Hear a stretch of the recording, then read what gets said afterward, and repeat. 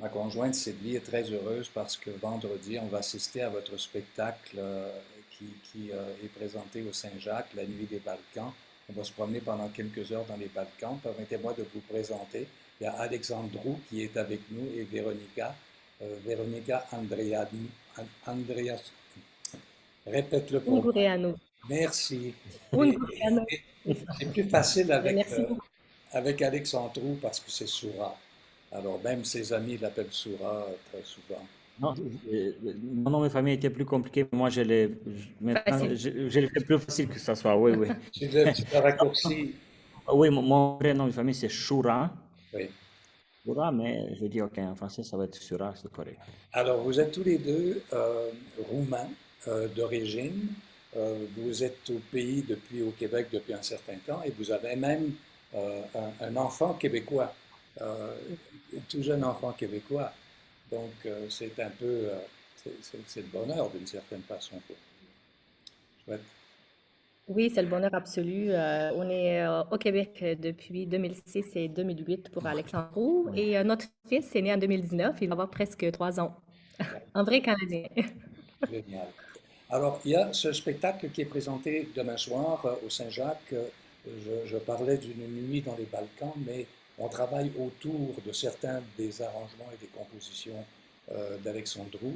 Et en même temps, il y a du Bartok, hein, de toute évidence, il y a du Bartok là-dedans, des airs folkloriques. Et j'aimerais que tu me parles un petit peu de la programmation, André, s'il vous plaît. Il y a deux solistes Euh, invités, il y a...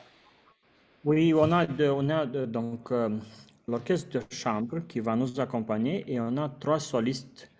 On va voir la trompette, donc on va voir comme la trompette, c'est Paul Marcello, Mhm. et la clarinette, c'est André Moisan, et moi au cymbalum, Alexandre Sura. Donc, c'est ça en général. Donc, on a dit qu'on va utiliser le matériel folklorique, qu'on on peut l'avoir dans les Balkans, dans cette zone riche folklorique des Balkans. On a choisi, donc, qu'est-ce que ça peut marcher bien pour les solistes et aussi pour le public. Parce que parfois, vous savez, on aime une chose, mais on pense toujours à notre public. Mais Qu'est-ce que ça c'est peut la marcher fête, hein. mieux? Ça va être la fête demain soir parce que les rythmes sont vraiment enlevants. Et à partir de l'instrument dont je vais parler dans quelques instants avec Alexandrou, mais il y a un quartet que vous avez, des cordes. euh, En fait, c'est l'orchestre de chambre nouvelle génération. On va les accompagner. Donc, en première partie, on va faire les instruments de Bartok. Puis ensuite, on va accompagner les solistes qu'on aura à la trompette, le clarinette puis le cymbalum. mais je vous ai entendu aussi dans des extraits, ou en tout cas dans les expériences de votre groupe, faire aussi du jazz. Vous êtes très ouvert hein, sur la capacité d'aller dans toutes sortes de directions. Mais Alexandro? oui, oui, puis c'est ça. Si vous parlez de cymbalum, ça vient d'une tradition où on improvise beaucoup. Les gitanes, par exemple, en Moldavie, en Roumanie, donc ils improvisent, et pas seulement juste en Moldavie, en Roumanie, en Hongrie, donc pas partout. Donc on aime beaucoup, on improvise beaucoup, et donc ça fait partie de notre musique. Euh, il a une autre forme, on ne peut pas comparer comme le jazz, mais quand même on improvise, donc on fait des variations sur un thème par exemple, et on va essayer demain d'improviser sur quelques musiques qu'on a choisies. Donc, comme je vous ai dit, ça fait partie de notre musique, de notre culture, l'improvisation. Alexandro, on voit à l'image le Ouais. cymbalum en question. C'est un instrument qu'on n'a pas l'habitude de voir et pas l'habitude d'entendre non plus. Alors parlez-moi un petit peu de cet instrument à cordes que l'on frappe. Oui, c'est ça, c'est un instrument à cordes frappées. Moi, j'ai à peu près 130 cordes donc, sur mon instrument. Oui, je dis approximatif parce que chaque instrument est un petit peu. Il y a plusieurs notes ou moins de notes, donc je pense que c'est autour de 130. Et je les frappe avec des baguettes Donc, à la fin de mes baguettes, j'ai du coton. Je ne sais pas si vous voyez, à peu près comme ça. Donc, pour produire différents sons, donc si je vais mettre moins de coton, donc le son va être plus dur, etc. Donc, c'est ça. On joue avec les deux baguettes. On peut jouer avec trois baguettes, parfois quatre baguettes, mais c'est plus difficile. On ne peut pas produire des vraies chansons. On ne peut pas contrôler très bien, mais les deux baguettes, ça fonctionne très bien. Qu'est-ce qu'on joue d'habitude? Le cymbalum est utilisé plus dans l'orchestre, on joue comme accompagnement. On accompagne le soliste. Il y a, je n'ai jamais compté, mais disons 5-10% des cymbalistes qui jouent des solos, donc qui jouent des mélodies. Et à partir d'ici, il y a moins des joueurs de cymbalum qui essaient de jouer musique classique ou jazz. Donc, Mais donc c'est c'est un ça. instrument, un instrument, Véronica, qui, bon, c'est des cordes. Alors, ça va très bien avec un quatuor à cordes. On est Ouais, dans c'est les mêmes sonorités. exactement. Oui, oui, ça va super bien ensemble. D'ailleurs, on a une facilité de jouer avec eux, on s'entend, on se comprend assez bien au niveau musicalité. Et c'est une question de virtuosité. Évidemment, deux baguettes ou quatre baguettes, c'est beau, mais il y a quand même 130 quelques cordes. Donc, il faut, quand on accélère la cadence, ça devient à un moment donné quelque chose de... C'est de la haute performance. Alexandrou, faut être en forme pour jouer ça. Oui, mais vous voyez, notre musique est très virtuose. Euh, Nous, on joue vite et on danse vite. Ça fait partie de notre culture. Donc, on a même des chansons vite. Donc, c'est pas juste la musique instrumentale qui est vite. Donc, ça fait partie de nous, peut-être parce qu'on a encore, comment ça s'appelle ça, l'énergie. On a, comme je vous ai dit, comme ça, on est des Moldaves, mais dans le fond, tous les peuples qui sont dans les Balkans sont comme ça. Si vous connaissez un petit peu, Est-ce que on c'est aime en, les tempos vite. est-ce que c'est en réaction avec souvent ce qu'on perçoit des Balkans comme étant un pays un peu sombre, un peu triste? Est-ce que c'est en réaction à Je cette pense réalité? on est dans les deux extrémités.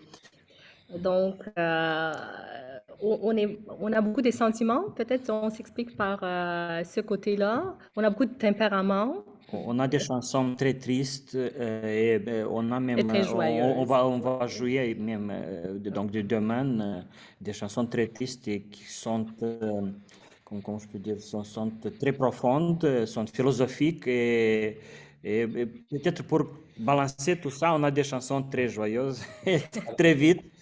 Oui. Vous passez de la mélopée à quelque chose de très syncopé finalement, en un claquement de doigts.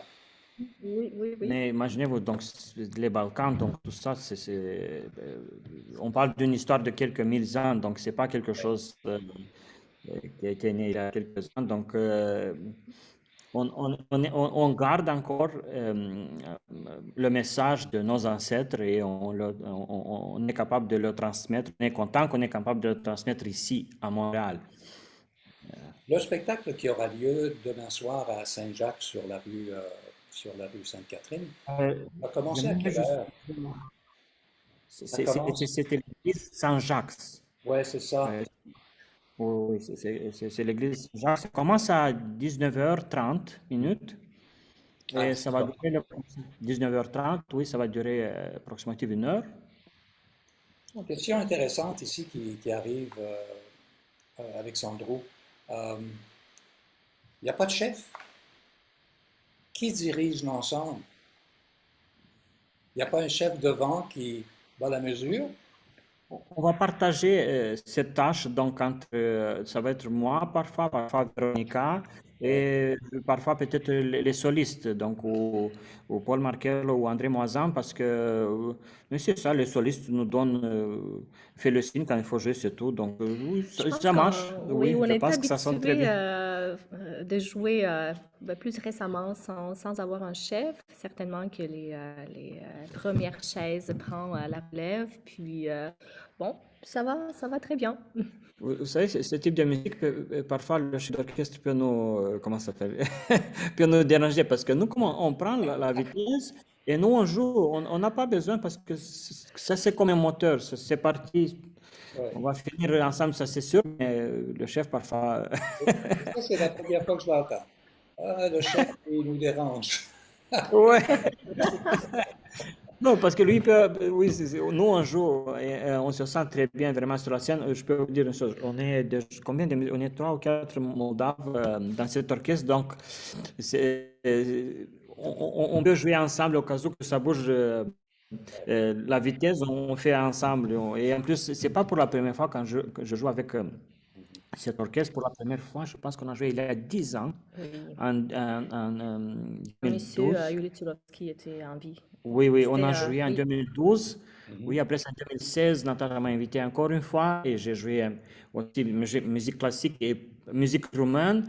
Et en plus, en 2019, on a eu une tournée sur l'île de Montréal. avec l'orchestre, oui. Oui, donc c'était comme en tournée, je pense, ça s'appelle ça, Voilà. avec l'orchestre. Donc on a joué aussi musique classique, musique traditionnelle. Donc on est déjà habitué de jouer. Et on a joué à propos sans chef Sans chef d'orchestre. Oui, aussi, oui, oui, oui. oui, oui. On a eu à peu près 9 concerts, je pense, sans chef d'orchestre, donc on est habitué. Euh, L'origine de l'orchestre, c'est ça, hein, c'est très mal écrit.